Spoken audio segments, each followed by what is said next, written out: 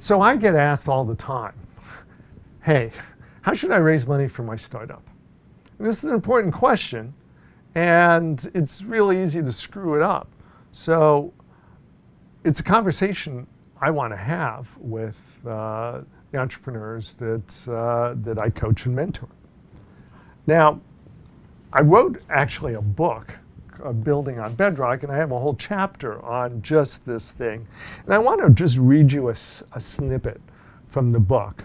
But first, I want to tell a story, because you can have all the money in the world and your startup still can't work.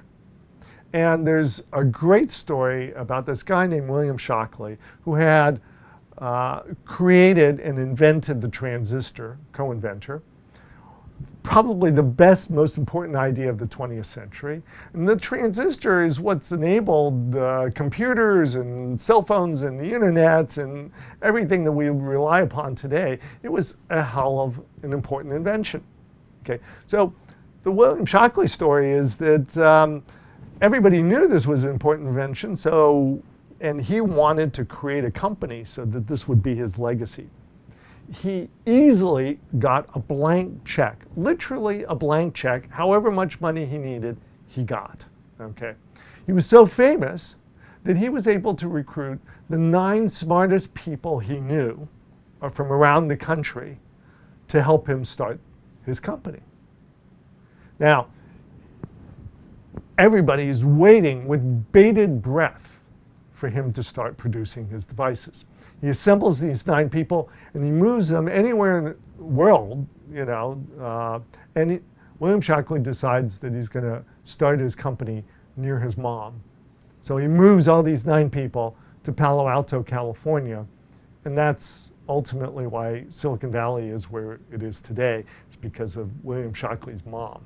So that's just a side story. But William Shockley gets all these people to Palo Alto, California, and in a year, they haven't even produced one device.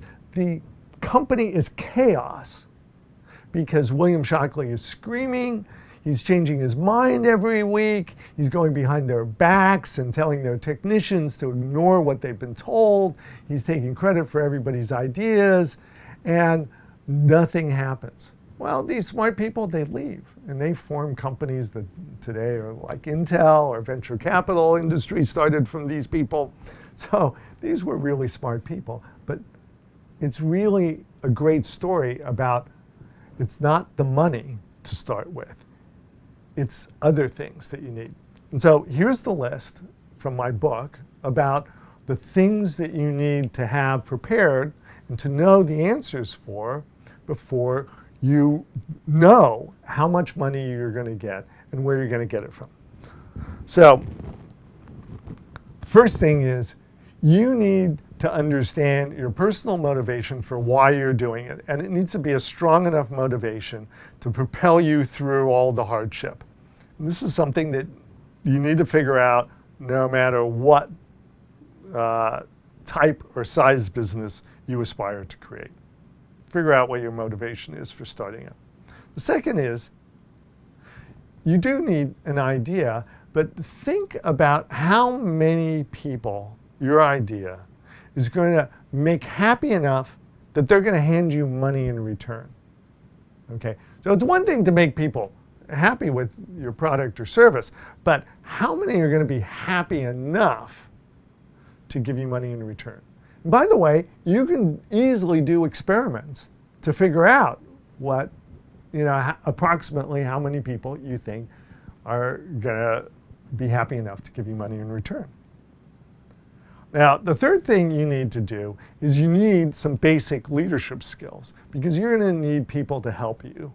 And the William Shockley example is a great one. If you don't have basic leadership skills, it doesn't matter how much money or how good your idea is.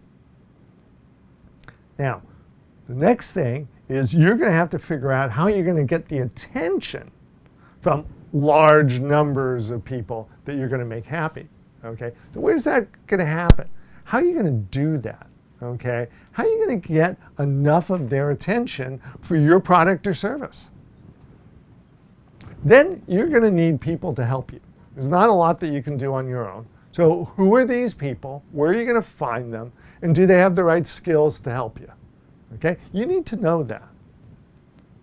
And then how much time are you going to give this, your idea, to get to work? Okay? How much time? Because the time is far more important than the money. You need time to figure out where your team's going to come from. You need time to get the attention. You need time to maybe develop skills. So where's that going to come from, that time? How much time is there to invest in this business?